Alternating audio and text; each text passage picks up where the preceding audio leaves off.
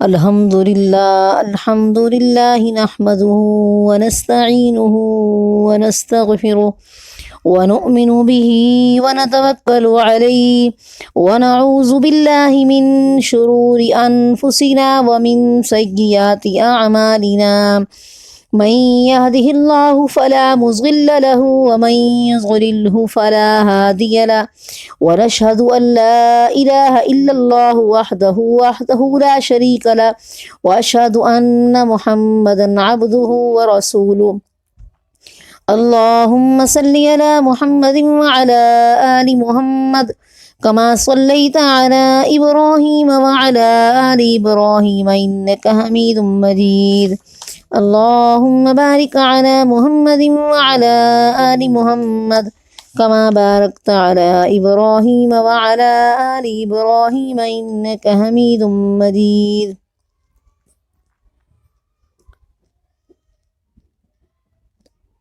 يا أيها الذين آمنوا كتب عليكم الصيام كما كتب على الذين من قبلكم لعلكم تتقون۔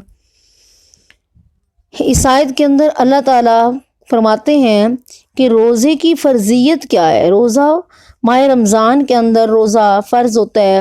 اس کے بارے میں احادیث میں حضرت ابو ہریرہ رضی اللہ تعالیٰ عنہ نے فرمایا قال رسول اللہ صلی اللہ علیہ وسلم اذا دخل رمضان فتحت ابواب السماء فی الجنت فتحت ابواب الجنت وغلقت ابواب جہنم وسلاسلۃ الشیاطین وفی روایت فتحت ابواب الرحمت۔ حضرت ابو ہریرہ رضی اللہ تعالیٰ عنہ نے فرمایا ہے کہ آپ صلی اللہ علیہ وسلم نے فرمایا کہ جب ماہ رمضان شروع ہوتا ہے تو آسمان کے دروازے کھولے جاتے ہیں، دوزخ کے دروازے بند کر دیے جاتے ہیں، نیز شیاطین کو قید کر دیا جاتا ہے۔ ایک اور روایت کے الفاظ یہ ہیں کہ رحمت کے دروازے کھولے جاتے ہیں۔ رمضان اللہ کا مہینہ ہے۔ آپ صلی اللہ علیہ وسلم فرماتے ہیں رجب کا مہینہ میری امت کا ہے، باقی مہینوں پر اس کی فضیلت ایسے ہے جیسے میری امت کی فضیلت باقی امتوں پر۔ شعبان میرا مہینہ ہے اور اس کی فضیلت باقی مہینوں پر ایسے ہے جیسے میری فضیلت باقی انبیاء پر۔ رمضان اللہ کا مہینہ ہے اور اس کی فضیلت باقی مہینوں پر ایسے ہے جیسے اللہ تعالیٰ کی فضیلت اپنی تمام مخلوق پر۔ حضرت ابو ہریرہ رضی اللہ تعالیٰ عنہ سے روایت ہے کہ آپ صلی اللہ علیہ وسلم نے فرمایا اے ابن آدم کا ہر عمل کے گناہ بڑھا دیا جاتا ہے اور نیکی 10 گنا سے لے کر 700 گنا تک بڑھا دیا جاتا ہے نیکی کو۔ اللہ تعالیٰ فرماتا ہے سوائے روزے کے اس لیے کہ بے شک وہ خاص میرے لیے ہے اور میں ہی اس کا بدلہ دوں گا۔ اور اللہ تعالیٰ فرماتا ہے کہ روزہ دار میری خاطر اپنا کھانا اور اپنی خواہش نفس سب چھوڑ دیتا ہے۔ روزے دار کے لیے 2 خوشیاں ہیں، ایک افطار کے وقت اور ایک اپنے رب سے ملاقات کے وقت۔ بے شک روزے دار کے منہ کی بو اللہ کے نزدیک مشک سے اچھی اور پاکیزہ ہے۔ حضرت سہل بن سعد رضی اللہ تعالیٰ عنہ آپ صلی اللہ علیہ وسلم سے روایت کرتے ہیں کہ جنت میں ایک دروازہ ہے جس کا نام ریحان ہے، اس دروازے سے صرف روزے دار ہی داخل ہوں گے، جو اس میں داخل ہو جائے گا وہ کبھی پیاسا نہ ہوگا۔ حضرت ابو امامہ رضی اللہ تعالیٰ عنہ سے روایت ہے کہ میں نے عرض کیا یا رسول اللہ صلی اللہ علیہ وسلم مجھ کو کسی بڑے عمل کا حکم دیں۔ فرمایا روزہ رکھو۔ اس طرح 3 مرتبہ آپ نے فرمایا روزہ رکھو کیونکہ کوئی عمل اس کے مثل نہیں ہے۔ روزہ بدن کی زکوٰۃ ہے۔ حضرت ابو ہریرہ رضی اللہ تعالی عنہ سے روایت کرتے ہیں کہ فرمایا سرکار دو عالم صلی اللہ علیہ وسلم نے ہر چیز کی ایک زکوٰۃ ہوتی ہے اور بدن کی زکوٰۃ کیا ہے؟ روزہ ہے۔ حضرت عبداللہ بن عمر رضی اللہ تعالیٰ عنہ سے روایت ہے کہ آپ صلی اللہ علیہ وسلم نے ارشاد فرمایا روزہ اور قرآن دونوں قیامت کے دن بندے کی سفارش کریں گے۔ روزہ کہے گا اے میرے پروردگار میں نے اس کو کھانے اور نفسانی خواہش سے روکے رکھا، اس کے حق میں نے میری سفارش قبول فرما۔ قرآن کہے گا کہ میں نے اس کو سونے نیند کرنے سے روکے رکھا، اس کے حق میں میری سفارش قبول فرما۔ آپ صلی اللہ علیہ وسلم فرماتے ہیں کہ دونوں کی سفارش قبول کر لی جائے گی۔ اسی طرح حضرت سلیمان کی حدیث ہے کہ آپ صلی اللہ علیہ وسلم کا ارشاد گرامی ہے، جو شخص کسی روزے دار کا روزہ کھلوا دے یعنی افطار کرا دے تو یہ اس کے گناہوں کی بخشش کا اور دوزخ سے اس کے چھٹکارے کا ذریعہ ہو جائے گا، اس کو بھی روزے دار کے برابر ثواب ملے گا، اسی طرح اس کا ثواب بھی نہ گھٹے گا۔ لوگوں نے عرض کی یا رسول اللہ، ہم میں سے ہر شخص اس کی طاقت نہیں رکھتا روزے دار کا روزہ کھلوا سکے۔ آپ صلی اللہ علیہ وسلم نے فرمایا اللہ تعالیٰ یہ ثواب اس کو بھی دے دیتا ہے جو کسی کا روزہ ایک چھوارے پر بھی یا پیاز بھر پانی پر یا کسی بھی لسی پر کھلوا دے۔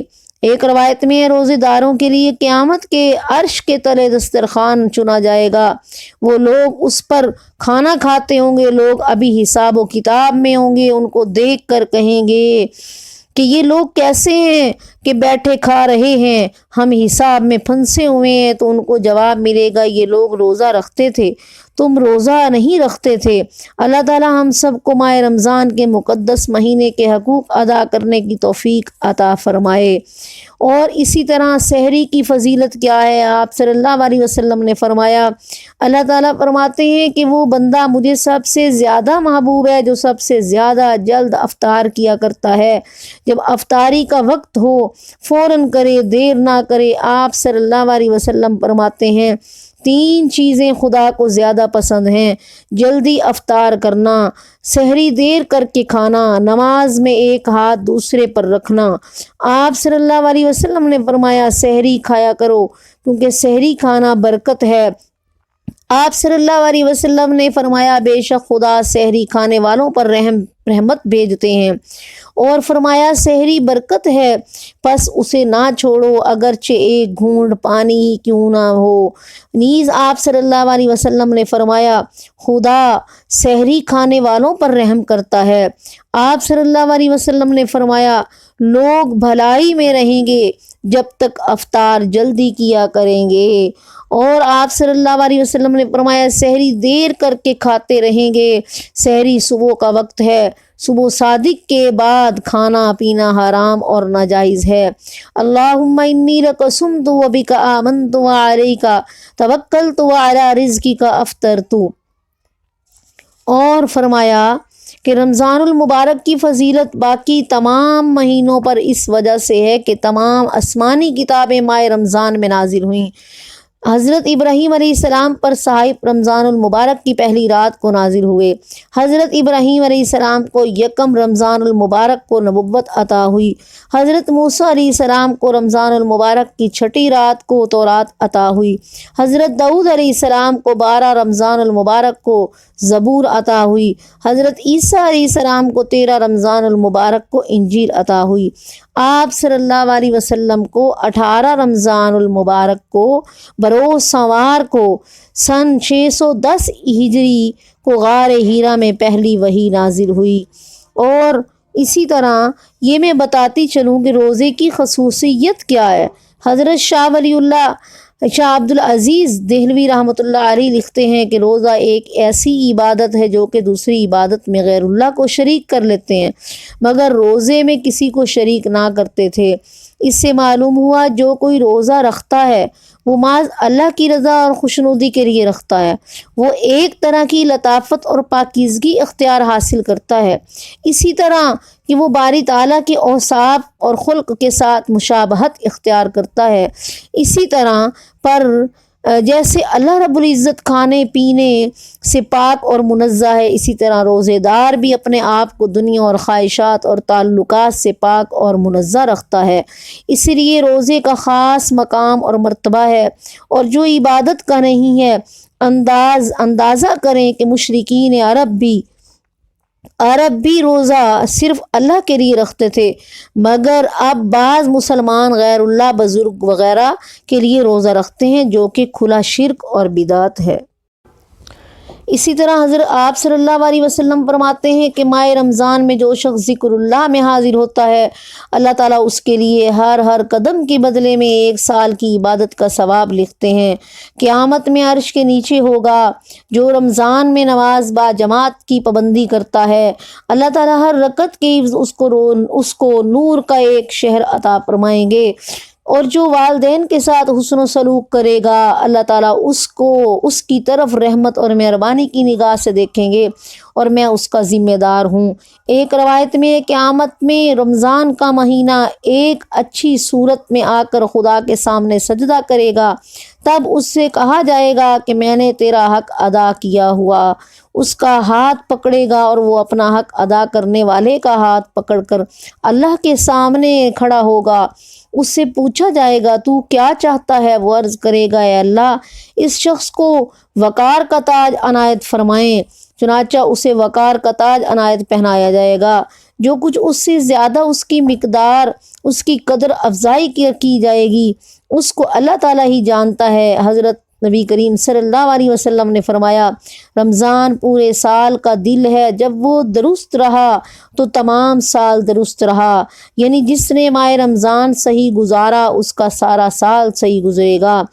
حکایت میں کہ ایک مجوسی نے اپنے بیٹے کو مسلمان کے سامنے رمضان میں کھاتے ہوئے دیکھا، اسے مارا اور کہنے لگا کہ تم رمضان میں تم نے حرمت مسلمین کو کیوں باقی رکھا؟ تو پھر اسی ہفتے میں اس کا انتقال ہو جاتا ہے۔ شہر کے کسی عالم نے اس کو خواب میں دیکھا کہ وہ جنت میں ہے۔ اس سے پوچھا گیا کیا تو مجوسی نہ تھا؟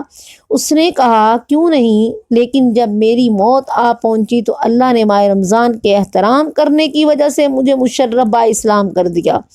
اللہ تعالیٰ کا قول السائحون سے مراد روزے دار ہیں، کیونکہ سائح سیاحت کرنے والے کو کہتے ہیں۔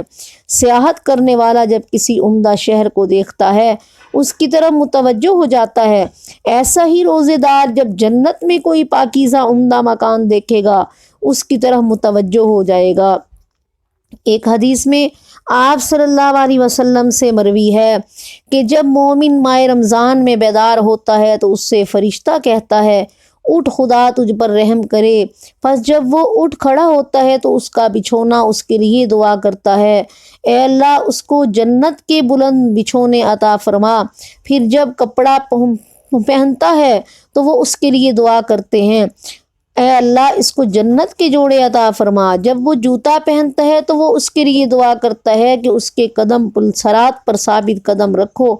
جب وہ برتن اٹھاتے ہیں تو وہ برتن اس کے لیے دعا کرتے ہیں اے اللہ اس کو جنت کے گلاس اور پیالے عطا فرما۔ جب وضو کرتے ہیں تو پانی اس کے لیے دعا کرتا ہے اے اللہ اس کو گناہوں اور خطاؤں سے پاک اور صاف کر دے۔ اگر خدا کے سامنے کھڑا ہوتا تو اس کے لیے وہ بیت اللہ دعا کرتا ہے کہ اے اللہ اس کی لحد کو منور فرما، اس کی قبر کشادہ کر دے۔ خدا اس کی طرف نظر رحمت فرماتے ہیں کہ اے میرے بندے تیری جانب سے دعا اور ہماری جانب سے قبولیت رمضان میں خدا سے سوال کرنے والا نامراد نہیں رہتا۔ حضرت نبی کریم صلی اللہ علیہ وسلم سے مروی ہے روزے دار کا سونا بھی عبادت ہے، اس کی سانسیں تسبیح بھی عبادت ہے، اس کی دعا قبول ہے، اس کے گناہ بخشے جاتے ہیں اور اس کے عمل دو چند ہوتے ہیں۔ ایک روز حضرت موسیٰ علیہ السلام اپنی بکریاں چراتے ہوئے نکلے اور ایک ایسے میدان میں جا پہنچے جہاں بھیڑیے باکثرت تھے۔ ان کو تھکاوٹ نے ستایا، ان پر نیند کا غلبہ ہوا۔ اس وقت حیران تھے کہ اگر بکریوں کی نگہبانی میں مشغول ہوتے تو تھکاوٹ اور نیند کا غلبہ بے بس کر دیتا۔ سوتے ہیں تو بھیڑیے بکریوں کو تہ و بالا کر کے ہلاک کیے ڈالتے ہیں۔ اسی خیال سے انہوں نے آسمان کی طرف نظر اٹھائی اور اٹھا کر یہ دعا فرمائی احاط علمک ونفذت ارادتو کا و سبا کا تقدیرو کا، اس کے بعد سر رکھ کر سو رہے ہیں۔ جب بیدار ہوئے تو دیکھتے ہیں کہ کیا ایک بھیڑیا اپنے کندھوں پر ان کا عصا رکھے ہوئے بکریوں کی نگہبانی کر رہا ہے۔ اس پر موسیٰ علیہ السلام کو بڑا تعجب ہوا۔ خدا نے ان کے پاس وحی بھیجی، اے موسیٰ، تم میرے لیے ایسے ہو جاؤ جیسے میں چاہتا ہوں، اور میں تمہارے لیے ویسے بن جاؤں گا جیسے کہ تم چاہتے ہو۔